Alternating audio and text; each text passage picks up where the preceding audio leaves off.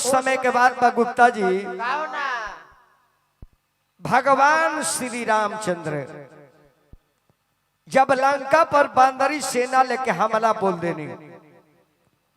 और लड़ाई लाग गई राक्षसन से, रावण से लड़ाई लाग गई बबुआ।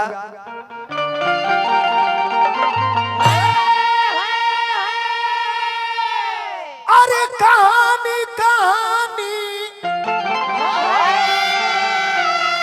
अरे कहानी कहानी कहानी, अब सुनी तनी आगे के कहानी, अब सुनी तनी आगे के कहानी।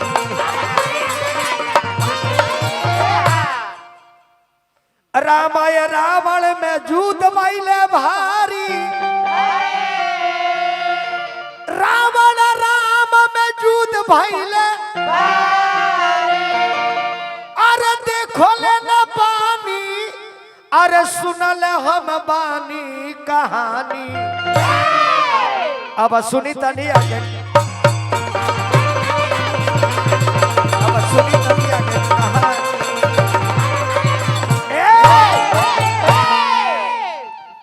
लड़ाई के मैदान में रावण और रामा दल आमने सामने बाण चले लागल। लास्ट में जब भगवान राम रावण के वध कर देनी, धरती पर जब गिरल तो जेगा बरगद के पेड़ अररा के गिरेला धरती पर गिर गई। भगवान देखनी कि रावण गिर गए लड़ाई के मैदान में, लक्ष्मण के बुला के कहनी कि लक्ष्मण सुना, रावण बड़ी वीर रहा, बेचारा जमीन पर गिर गई, कुछ जा मरे के समय में रावण से कुछ शिक्षा ले लो। तो लक्ष्मण गए मरे के बेरा कहत रहे कि रावण तार लोहा हमने के मान गई, लोहा मान गई, हम तरह से कुछ उपदेश लेवे के चाहता नहीं। तो रावण मरे के बेरा भी उकर करीट के देखी ढिठाई, कहते करे मूर्ख ते हमरा से शिक्षा लेवे लायक बाड़े, तने के तीनों मूर्ख बाड़ा सो ते शिक्षा लेवे लायक बाड़े। जब तोर भाई राम कहले ती कुटी में सीता जी के रक्षा करी हो, ते कहे रक्षा को छोड़ के चल गए वन में हमरा के खोजे। तजे अपना भाई के ते अपना भाई के वचन के पालन न कइले, का हमरा बात के ती इज्जत करबे, तोरा के शिक्षा ना दे। हऊ जन तोर भाई राम बड़े उहो मूर्ख बा, उहो शिक्षा लेवे के लायक नहीं के। जब जानत रहले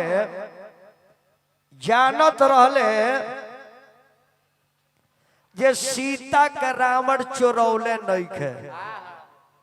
माया रूपी सीता के लेके गइल बा नरलीला कइले बड़े, तो बेमतलब के सीता कथि काहे रोत रहले, काहे रोत रहले, मूर्ख कहीं के। हाई बड़ी जानकी इहो मूर्खे बिया। अरे जब देवर लक्ष्मण रेखा खींच दिले कि देखो भाभी रेखा से बहरी नहीं जाए के, अब बाहर ना जेबू तो दुनिया के कोनो ताकत तरह के छुई ना, तो उल्लंघन काहे कइले, उल्लंघन काहे कइले,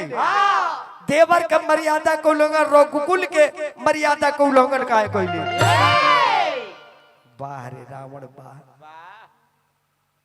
तब राम जी से सवाल करता कि राम सुनो, ये बताओ कि तू जीतल कि हम जीतनी हो। राम कहले कि हम मरले बानी, रावण कहले कि चुप मूर्ख कही के, हम जीतले बानी। जब तक ले दुनिया में खड़ा रहनी हा तब तक ले तरह के लंका में चढ़े ना देनी हा, और लंका में आज चढ़ल वाला को बात तो धरती पर गिर गई। हम एहू जी जीत गईनी, आ तू हमरा के मरले बाड़ो, आ तहार मारल आदमी तोरेला मरेला ना। हम वो जगह पर जाता नहीं जहाँ के दुनिया के तहार बाप राजा दशरथ गइल बड़े, तहवा जाके बगल में सीट पर बैठो। एहू जी जीत गईनी, ओहू जी जीत गईनी, बोली तो मरुवत ना हो। एहू जी जीत गईनी, ओहू जी जीत गईनी। वाह रे रावण वाह। ऐसे लोग कहले कि जोर जोर गइले कि ना जोर। अब जब रावण का राम जी मार देता रहे, हनुमान के बुला के भगवान कन के हनुमान सीता बाड़ी अशोक वाटिका में, और सीता बड़ी गम में बाड़ी, बड़ा रुआ तारी। सीता के बुझा गइल बा कि अब हम लंके में रह जाए, अयोध्या ना जाए। इससे तू जाके सीता के खबर सुना दो कि रावण मर गइल बा, राक्षस के संहार हो गइल बा। जानकी चिंता मत करो, जितना जल्दी हुई तारा के लंका सामने को अयोध्या लेके जाए। हनुमान जी पहुंचले, कहले कि जो आदेश मलिकार के, जय श्री राम कह के अशोक वाटिका में उतरले। माता जानकी देखली तो रोवे लगली, कहले ये कहा हनुमान, भगवान हमारे के साथ विसार दिल बनी, तने और मेन के उठाओ बाबू, तने मेन कर उठाओ, हे बक्सन में उठाओ, एल तन छटक रखो करा के बोले में आराम रहला। ही हनुमान, तू हमारे प्राण बचावे का दिया गइल बाड़ो, ना तो ये प्राण बचावे के चाहत नहीं की। कल की माता रुआ चिंता मत करी, जितना जल्दी हो कर रुआ के लंका सामने के लेके जाए। कहली कि ना हनुमान, तू हमरा के बचाओ तारो। हनुमान एक बात बताओ, हमार मालिक कैसन बानी, देवर लक्ष्मण कैसन बाड़े, भगवान का में याद आई लेकिन ना, और भगवान हमारा के लंका में छोड़ दे कि लंका से लेके जाए।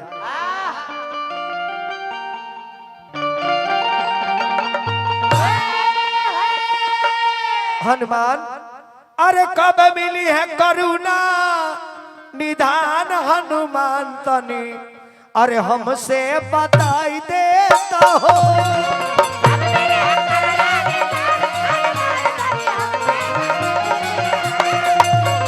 कब मिली है करुणा निधान हनुमान तनी, हमसे बताई देता हो। कब मिली है करुणा निधान हनुमान तनी, हमसे बताई देता हो। हनुमान देखा तबला ने के बोला, तबला खोला। हनुमान, उनका वियोग में बहुत दिन रहनी, उनका वियोग में बहुत दिन रहनी,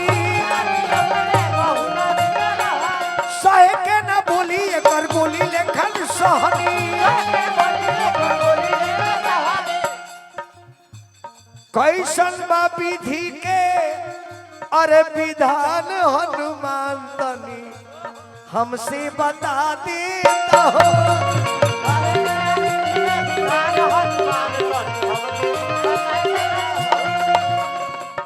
ए हनुमान, जाके कह दिए जब प्राण अंतिम हमार चलता, हमारा तरफ से बाई नहीं हो रहा, रोबत रोबत सुखल अखियों के लोराबा। कहले गौतम तूफान हनुमान तनी जाके बता देता हो।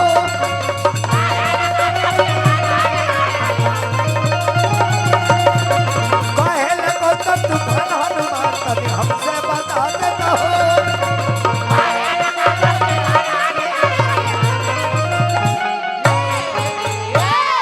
हनुमान, भगवान शायद हमारे के विसार दिल बानी, अब बर्दाश्त नहीं के होती। हनुमान बर्दाश्त नहीं के हो किया चार, अरे भीज कोइले बा, अरे नए नामा के नीर से कहती हा रघुवीर से।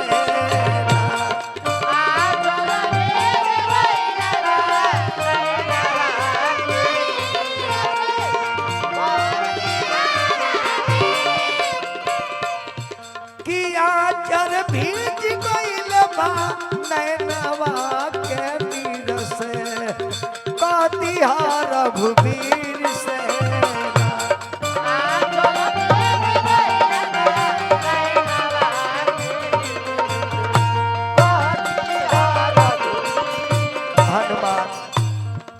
सुना सुना हनुमान कैसा बनी भगवान,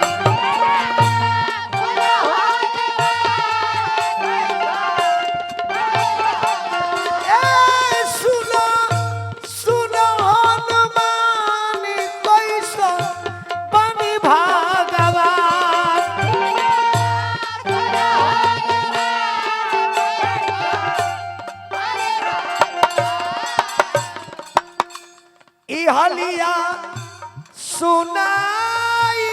दीहा अरे लखन बबुआ वीर से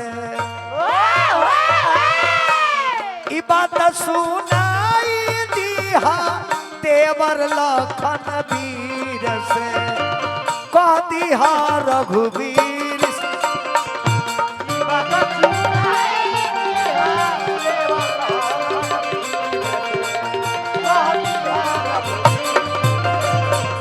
दया जन भीज गइल माने नामा कनीर से कह दीहा रघुवीर से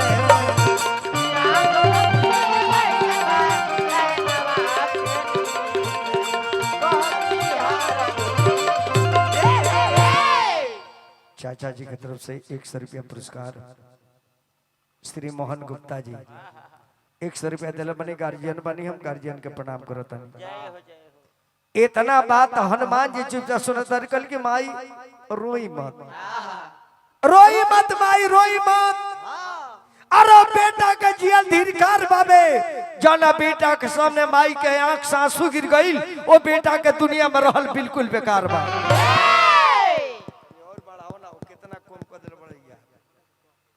अपने से कम हो जाता तो नहीं बढ़ाओ तब हनुमान जी कहले कि माता अरे वैसे एगो खुशखबरी सुनाओ के चाहता नहीं खुशखबरी कौन खुशखबरी माने हमरा के कह के तिहा देता रहे के सीता जी जात अब हम जियब ना अब हम मर जाए के चाहता नहीं कहली कि माई चिंता मत करिए को खुशखबरी लेके आइल बानी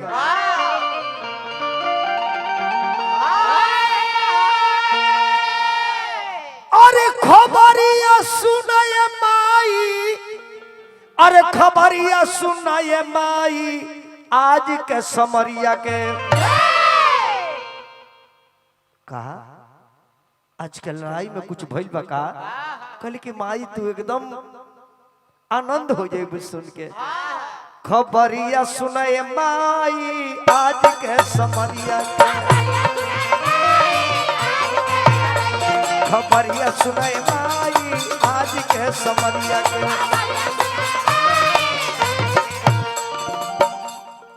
माँ राम नाराई दस कंदरा तताई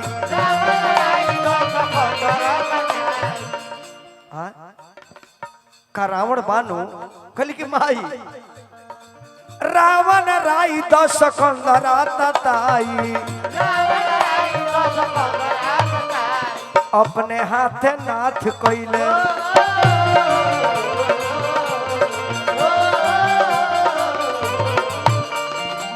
अपने हाथे नाथी कइले अरे कुलवा के सफाई आज के समरिया के खबरिया सुने माई आज के समरिया के खबरिया सुने माई आज के समरिया के सीता कली के ना हनुमान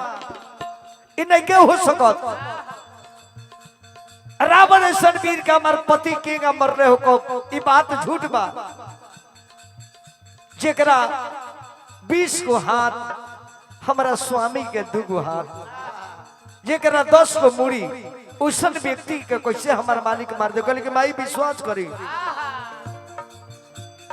ओ करदा ससी सवा कटाइल भुजा बीसवा ओ करदा ससी सवा कटाइल भुजा बीसवा ए माई लेकिन रावण जब गिरल धरती पर तो का कहिए माता अरे काटल पेड़ जोस अरे गइल भाराई आज के समरिया के खबरिया सुने माई आज के समरिया के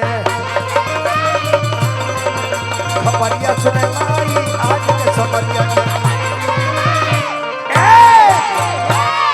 माता खुशखबरी हमा के रावण मरा गई रावण मर गई हमार पति रावण के मार देनी तू तो ऐसा समझता सुनल हनुमान कि कौन ऐसा संपत्ति हमरा नहीं के लोकत की दे दी तो बराबर हो जाओ। हम का दिए खुशखबरी सुनावला के का दे दी हनुमान तोहरा के अरे का दे दी हनु कान सुनावला कि रावण मुअले ऐसन खुशी महान तीनों लोक में अरे लौकत नहीं जे देख के करी सम्मान तोहरा के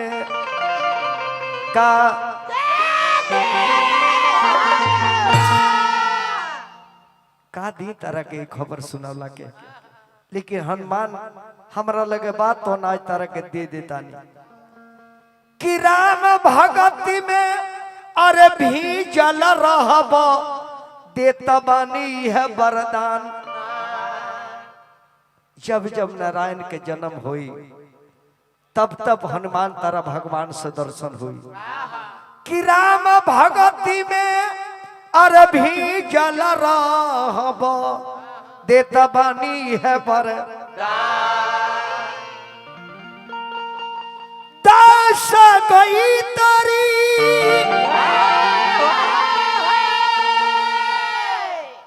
बबुआ अरे कवि लोहरी अरे कहत बारे गोहरी अरे त्यारा रहिए गौतम तूफान तोहरा के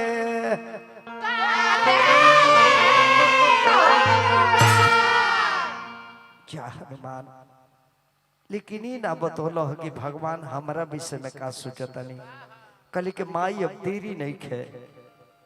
कल के हनुमान जाके कहते अब रोवत रोवत आंख से भी आंसू सुख गइल बा अब दुख सहत सहत बर्दाश्त के हो रावण मर गइल तो हमारा विषय में भगवान से तने कहियो कि हमरा के जल्दी बुला ली अनाथ आत्महत्या हम करी। हनुमान कली कि माई रुआ चिंता मत करी जितना जल्दी हो के हमार मालिक रुआ के अवश्य लंका से लेके अयोध्या में जाए। राम के लगे पहुंचले हनुमान आ रुए लगले हनुमान जी। भगवान राम कनी के हनुमान रुवत काहे बाड़ो तू तो खुशखबरी लेके गई रहा जानकी लगे तारा आंख से आंसू कहले कि भगवान ये आंसू गिरे के कारण बा अब हमरा से बर्दाश्त नहीं कर का कोनो बात भइल बा जानकी के कहले कि मालिक अरे बिहाने निकली जई है अरे जाना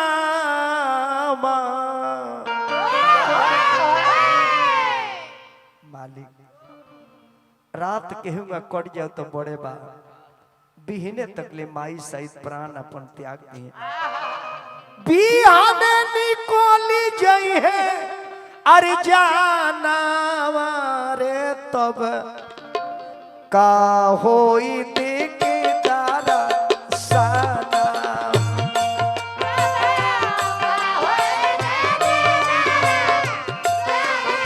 भगवान माता भीने ले मर जाइए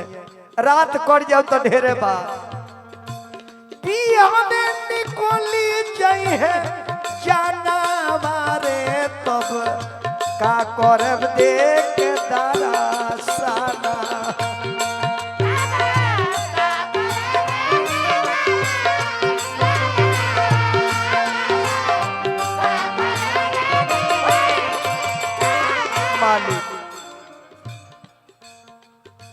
अखिया से दिखनी करे जावा के घैया रौरा बिन सिर की हो गई सीता मैया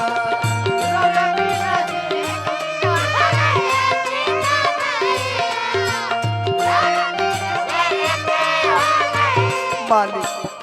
पानी बिना सूखे भाना मारे तब का करे देख दरसना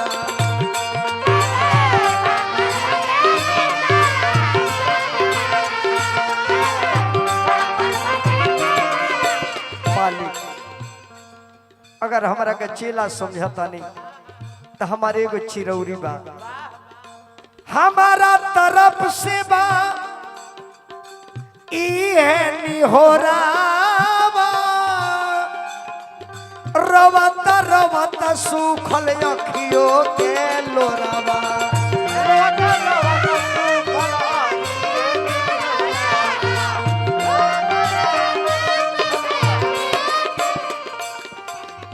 कोयल गौतम अरे तूफान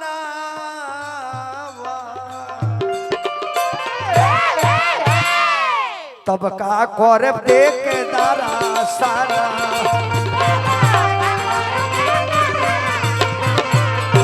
तब का करे देख दरसना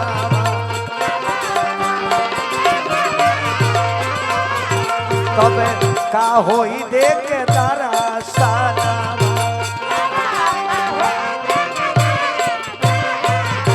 तब का करे देख दरसना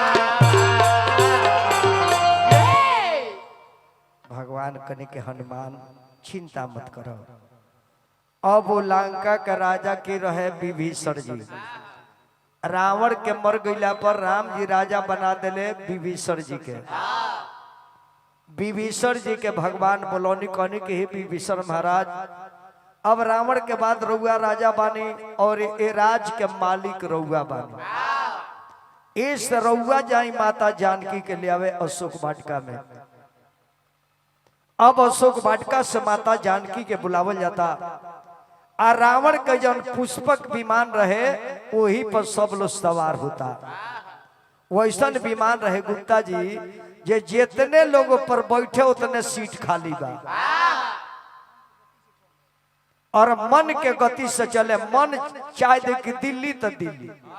मन कह दे जे बम्बे तो बम्बे और जितने पैसेंजर बढ़ जात उतना सीट खाली है बा वही पर राम लक्ष्मण सीता विभीषण जी नल नील जामवंत हनुमान सबे विराजमान भइल आ वहां से विमान लंका से उड़ल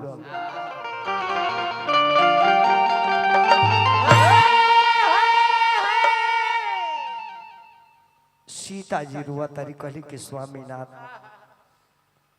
ई कैसे लड़ाई रुआ जीत गई है तो भगवान सीता के समझाओ तनी कि देखो सीता ई रथ चलता हम तार के बताओ तनी जे केजी कौन स्थिति में लड़ाई हम लड़ले बानी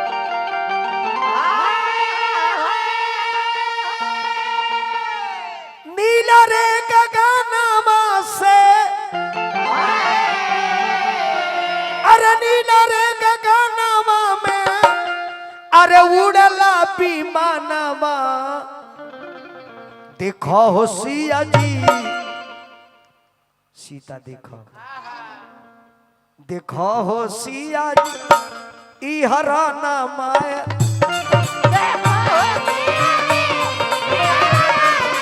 देखो हो सिया जी ई हराना देखो सीता सीते देखो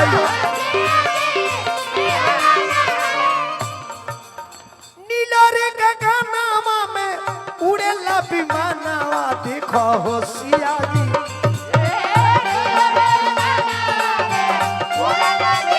सीते हटो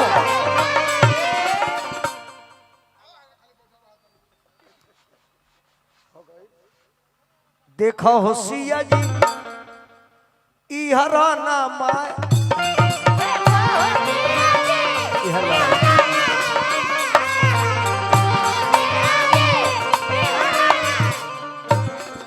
हाउ जगह देखो अब गुप्ता जी चैनल वाला के नहीं कहो हाउ जगह लोग तनु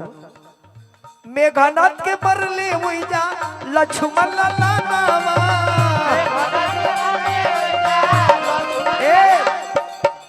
देखी बड़ के करा के कहल जाला जेकर बड़ विचार होला। राम सबकरा विषय में परिचय कराओ तनी कि देखो सीता हो जा फलाना फलाना का मरने हो जी फलाना फलाना का मरने चिलाना चिलाना का मरने आपन जब कहे के बारी आई तब भगवान कन के देखो हो जब जग लगता वही जी रावण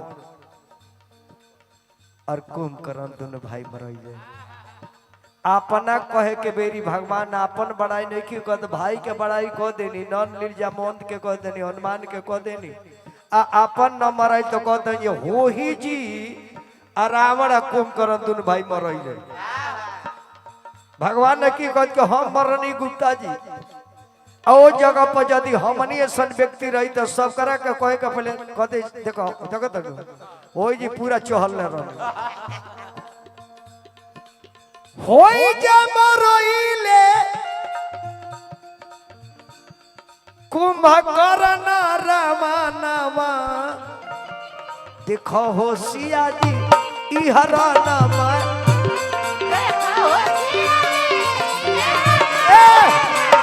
देखो होशिया जी इहरा नामा दानवा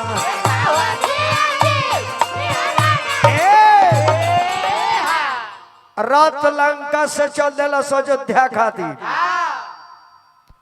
अब न राजा दशरथ रानी के कई के वचन दिले बाड़े कि 14 वर्ष राम के वनवास होई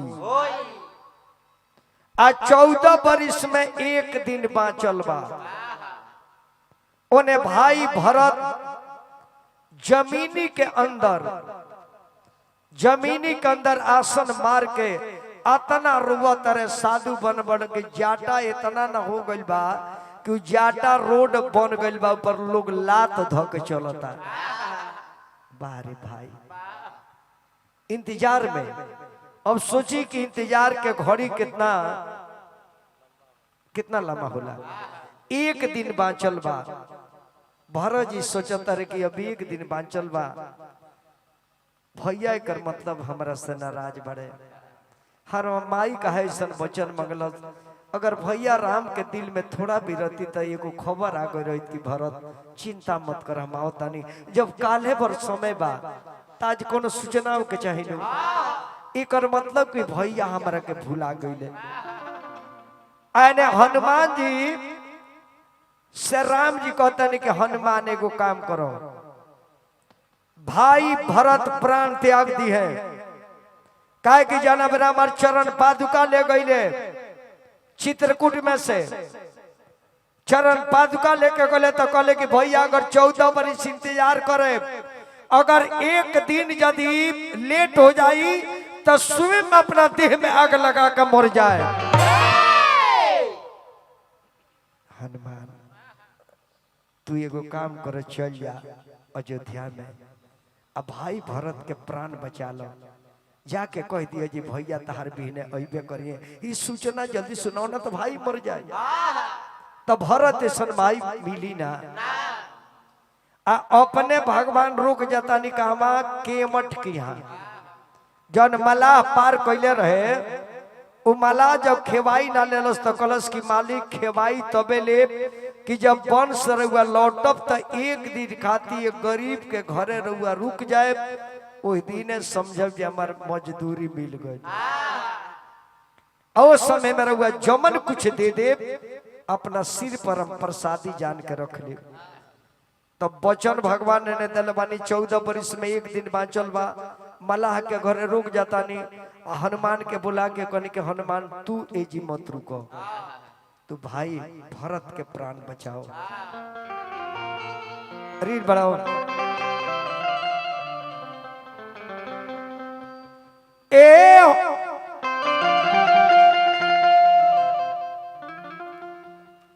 ए हो हनुमान तू तो गुण के निधान हुआ भरत से कही अयोध्या में जाई के भैया तोहार रिपु दल के संहार क के अवतार लक्ष्मण सहित सिया के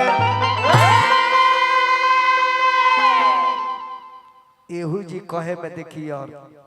अवतार लक्ष्मण सहित सिया के कह दियो ई नहीं की कत भगवान जे रामो अवतारे लक्ष्मणो अवतारे सीतु अवतारी भैया तो हर रिपुदल के संहार के अवतार लक्ष्मण सहित सिया के देरी जो करब प्राण जियते न पैब प्राण के बचा ल खुश खबरी सुनाई के हनुमान जी कहले कि जियो आज्ञा प्रभु जय श्री राम। अयोध्या में उतरले हनुमान और भरत के लगे खड़ा बड़े कहले कि धान हुआ भाई भरत हाई भाई खाती दशा का दशा अपन बना ले बड़ो दुनिया में ऐसा भाई केहू के ना हुई है भाई खाती है ना जटा हो गई बा है लोग लात ध के केस पर चलता आने भरत जी के आंख से लुर गीता जी अभी ले कोनो सूचना ना मिलल ई रात कितना भारी हुई केंगा कोटी अभी नहीं भर के डेटवा बाई कर मत जे भैया हमर ना है एक रीड बढ़ाओ ढेर दिन से कहीं प्रतीक्षा हनुमान जी सुनत रहे सोचत रहे कि अब प्रतीक्षा ना करे बाबू हम कहले बने कि चीता सजा के स्वयं आग लगा के मर जाए तो ढेर दिन ले कहीं प्रतीक्षा इहे होता इच्छा अब नहीं राखब परान अपना भैया भगवान के भी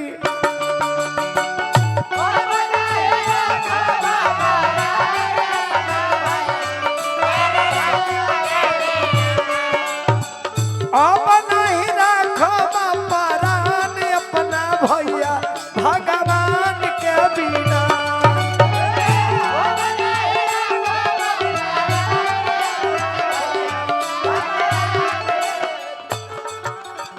अब जर के मर जाए भरत जी के दशा देख के हनुमान जी रोता रहे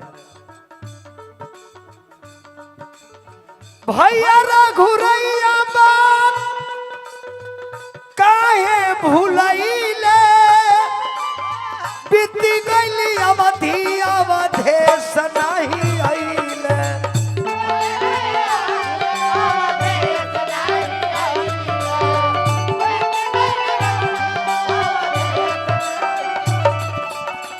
चौदह परिसवा कराही अहे की दुनाही अब नहीं राखब परान अपना भैया भगवान के बिना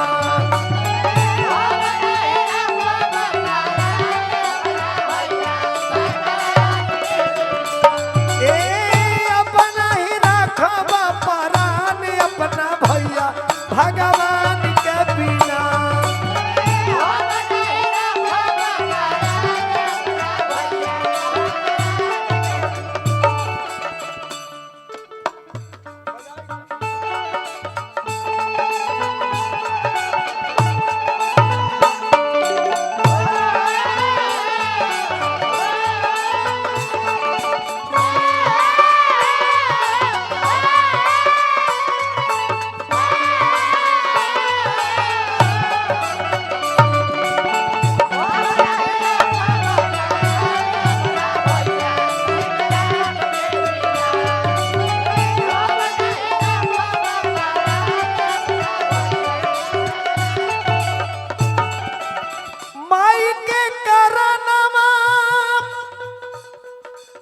भाई मोर भूलैले बीत गइल 14 बरिस नहीं आइले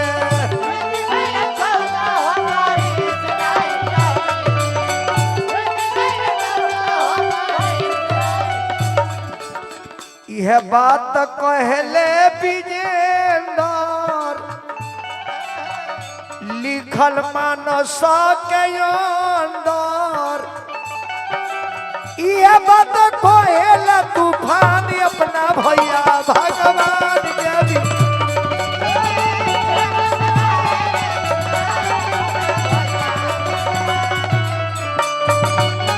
अब नहीं राखब परानी अपना भाई भगवान के बिना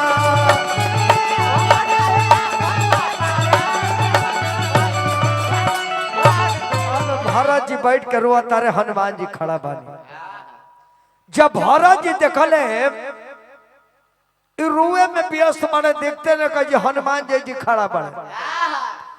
जब अपने मन में प्रण कर कि ना प्राण ना रोका भैया से वादा कर बानी कि स्वयं अपने हाथ से चीता सजा के आग लगा के मर जाए तो लेके भी भरत जी जाके अकवारी में पकड़ लेता रहे भरत जी इतना निराश मत होखी कहले कि तू हनुमान के से आगे लो अरे हम सूचना लेके आयल बानी कौन सूचना लेके आयल बानी कमरे कमुए से बचाओ तारो अब 14 वर्ष बीता जाता हनुमान जी हमारे प्राण मत रोको भैया से वादा करके आयल बानी आज चीता सजाए और स्वयं देह में आग लगा कर मर जाए अरे भरत जी भैया ये तो सूचना लेकर हम आयल बानी भैया हमार भैया होता नहीं अरे भरत जी भैया राउर चल दिल बानी हमार भैया अयोध्या में होता नहीं छोट भाई लोग क्षमण मारे सीता अरे भरत जी इतना धीर मत हो कि आ रहल बानी और भरत जी का देह पे बेचैनी धोइला बजेगा पागल आदमी जेगा निर्धन के लॉटरी मिलेला तो लॉटरी अगर 1 करोड़ मिल जाओ और जब दुर्गा जी के 1 करोड़ के चोरा के ले गई बा उका जी थोड़ी उ तो एक बार देखी जब लमहर सोना के मुकुट 1 करोड़ मर जाई 1 हफ्ता में मर जाई 1 हफ्ता में मर जाई हार्ट अटैक हो जाए कहाँ लुकोवाई अब एक में दौड़ल कहले हनुमान जी सही बताओ तने मर भैया आवता नहीं अयोध्या में आवता नहीं अरे भरत जी विश्वास करी भैया राउर आवता नहीं कहले कि ना झूठ बोलता रहो हमरा के मर जाए दो आज हम जियब नहीं अरे भरत जी हम कसम से बोलता नहीं अंजनी के पुत्र राम जी के दूत है राउर भैया चल दिल बानी अब तड़ाक दे भरत जी के पे दौड़ कर चल जाता है गुरु वशिष्ठ जी की गुरुदेव गुरुदेव गुरुदेव कहा भरत का पगलाइल बड़े गुरुदेव गांव भर का लोग है कि जान भरत पगला गइल बड़े गुरुजी हम पागल नहीं भाई अरे गुरु हो गोसैया चल के अरे कर लिया गुआनी सुनिए मुनिवर ज्ञानी अरे सुनिए मुनिवर ज्ञानी अवतार भैया जी हमारे सुनिए मुनिवर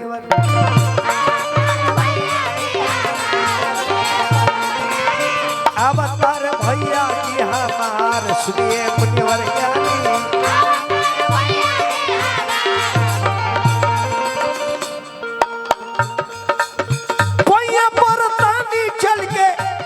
अगुवानी सुनिए मुनिवर ज्ञानी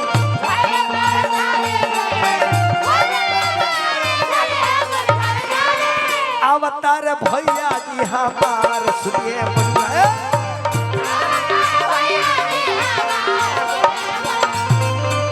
अवतार भैया जी हमार सुनिए मुनिवर ज्ञानी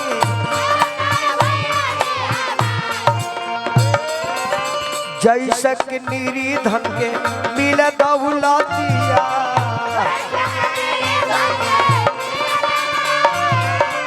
ओइसे भरत के मुंह से निकले न बोतिया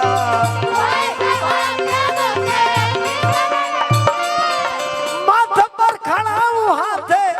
फुलवा के हार सुनिए मुनिवर ज्ञानी।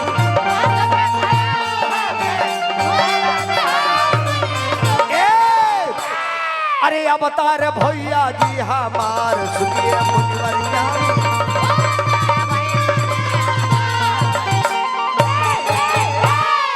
तय आगे आगे मुनि पीछे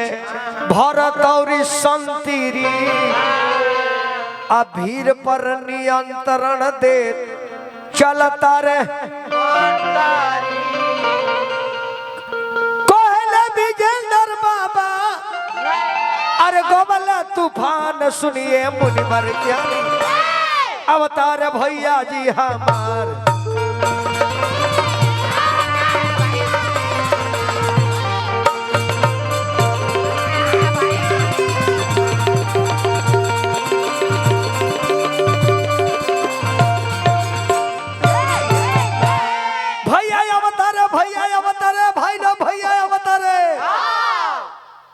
आगे आगे गुरु जी पीछे पीछे